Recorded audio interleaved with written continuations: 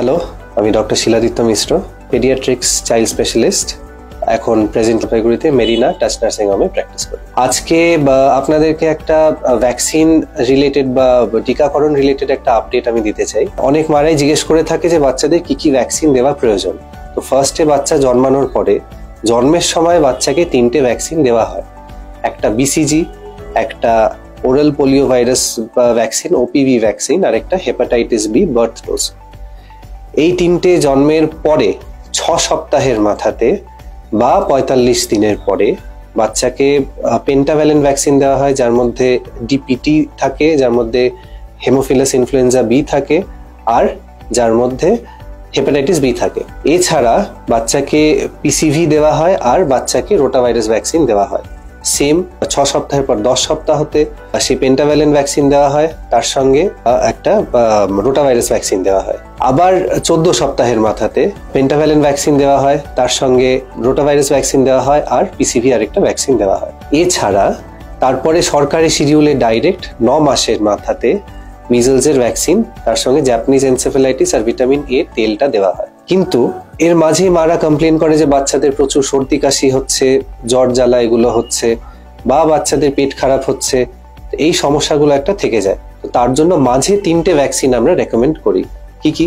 একটা influenza vaccine. Influenza vaccine 2টো dose হয়, 1 মাসের তফাতে দিতে হয়। 6 মাস থেকে 9 মাসের মধ্যে যে কোনো সময় এটা দেওয়া যায়। আরেকটা typhoid vaccine, typhoid conjugate vaccine. এইটা বাচ্চাকে 6 মাস থেকে 9 মাসের মধ্যে দিতে হয়, একটা সিঙ্গেল ডোজই হয়। তো তাহলে 6 থেকে 9 মাসের মধ্যে ইনফ্লুয়েঞ্জার 2টো ডোজ আর টাইফয়েডটা কভার করতেই হয়। এটা এখনকার দিনে খুব ইম্পর্টেন্ট একটা দরকার হয়ে পড়েছে। 9 মাসের মাথাতে মিজলস, জাপানিজ এনসেফ্যালাইটিস এগুলো সব সরকারি মতে দেওয়া হয়। তারপরে আসে 1 বছরের মাথায় হেপাটাইটিস এ ভ্যাকসিন।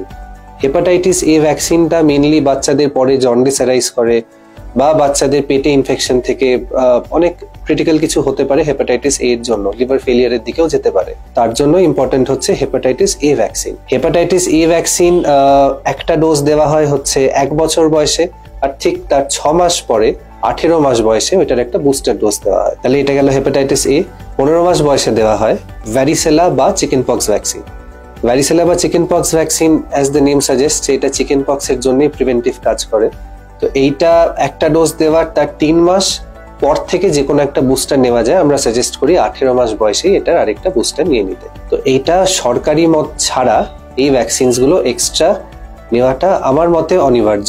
একটা ইনফ্লুয়েঞ্জা ভ্যাকসিন, একটা টাইফয়েড ভ্যাকসিন, একটা চিকেন পক্স ভ্যাকসিন, আর একটা হেপাটাইটিস এ ভ্যাকসিন। এইটা ছাড়া যেটা আইএপি, যে আইএপি কোট করে বলছি, যারা আমাদের সব ভ্যাকসিনস এর নিয়ম বানায়, তারা রেকমেন্ড করছে ইনফ্লুয়েঞ্জা ইয়ারলি একটা করে 5 বছর বয়স অবধি বাচ্চাকে দিয়ে রাখা। তাতে কি বেনিফিশিয়াল হয়? প্রত্যেক বছর ইনফ্লুয়েঞ্জা যে ভ্যাকসিনটা দেওয়া হচ্ছে তার স্ট্রেনস আপগ্রেড হয়। তো সেই প্রত্যেকটা আপডেটেড স্ট্রেনস বাচ্চা ধীরে ধীরে পাচ্ছে। তো yearly influenza vaccination shot along with typhoid, hepatitis A আর চিকেন পক্স দেওয়াটা বাচ্চাদের জন্য দরকার। Thank you.